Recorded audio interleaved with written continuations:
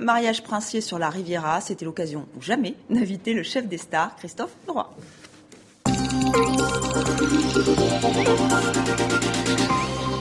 Et préparer le repas, est-ce qu'on peut parler de repas d'ailleurs, d'un tel mariage, parce que je pense que ça va être assez énorme. Ça vous aurait tenté, Christophe Leroy, vous qui aimez aussi le côté festif de la gastronomie? Déjà, faire un dîner de mariage, c'est toujours un grand moment. Moi, j'en organise beaucoup sur la Riviera, durant les mois d'été. C'est des moments uniques, donc c'est très important. Les préparatifs, ça se prépare longtemps à l'avance. Et quand on sait qui le fait, puisque c'est avec lui que j'ai appris. Alain Ducasse. Alain Ducasse, je ne suis pas inquiet. Je pense que tous les invités ont un grand plaisir.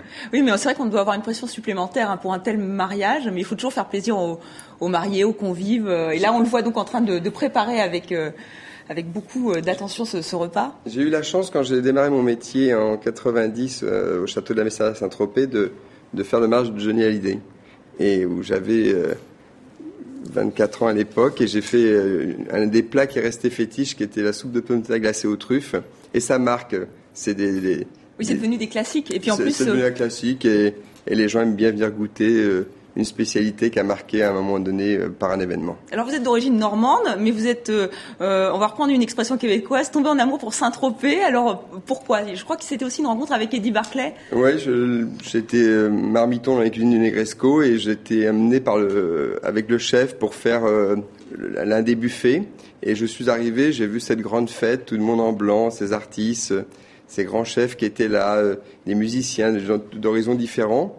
Et je me suis dit, mais moi qui avais fait un peu le tour de France, des grandes et petites maisons, je me suis dit, c'est ça la vie, c'est ça la cuisine que j'ai envie de faire, de la donner de manière beaucoup plus festive.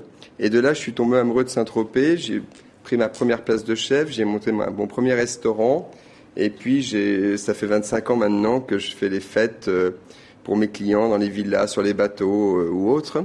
Et puis, vous prolongez aussi l'esprit des soirées en blanc d'Eddie Barclay. Là, on va revoir une photographie où on voit avec Eddie Barclay, avec Carlos, avec Albert de Monaco aussi. Alors, ouais. Le jeune marié va continuer ses fêtes en blanc. On lui souhaite. J'espère. Oui, le prince Albert était venu à la soirée blanche, et je l'ai eu plusieurs fois dans des dîners.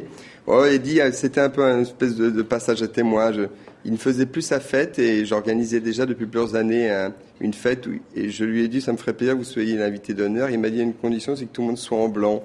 Et comme c'était quelqu'un qui ne parlait pas beaucoup, et à la fin de la soirée, il m'a dit c'était très bien, et j'ai continué chaque année avec le respect du carton et ainsi de suite. Voilà, alors le carton que j'ai ici, je pense que beaucoup de monde va m'envier aujourd'hui. Donc et donc on peut venir, c'est un peu le coup d'envoi de la saison estivale, parce que Saint-Tropez, ça reste vraiment un lieu qui est prisé par toutes les stars du monde entier. C'est un village de fête, et moi, en tant que cuisinier, j'essaye de défendre la gourmandise dans ce village, pas comme les autres, pendant 60 jours par an, où j'ai rencontré beaucoup de personnalités, que j'ai eu la chance de faire des déjeuners, des dîners.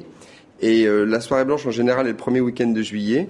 Cette année, avec le mariage du prince Albert, je l'ai décalé d'une semaine. C'était donc pour ça. C'était pour ça. Et ça sera donc dimanche prochain, où 500 invités vêtus de blanc et ont chaque année un thème où je servirai cette année mes spécialités qui sont les nems au chocolat, la soupe de pommes de terre glacée aux truffes, et également un menu que je viens de mettre au point, qui est un menu Eternity Food. Oui, alors ça c'est un concept assez curieux, puisque vous nous promettez de gagner quelques minutes de vie par jour avec ce concept.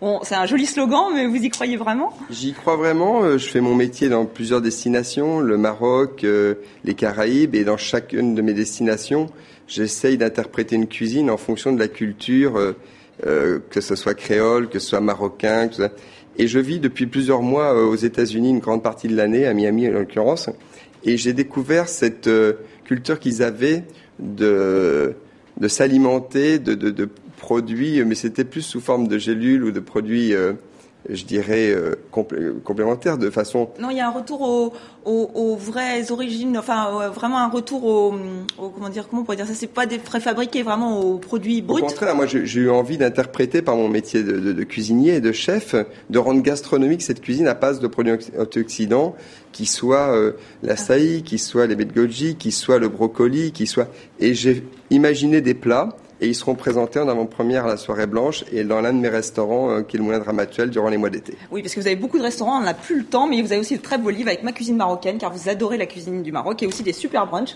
C'est très bien pour l'été. Merci encore, Christophe Leroy, d'être venu sur notre plateau de TV5 Monde.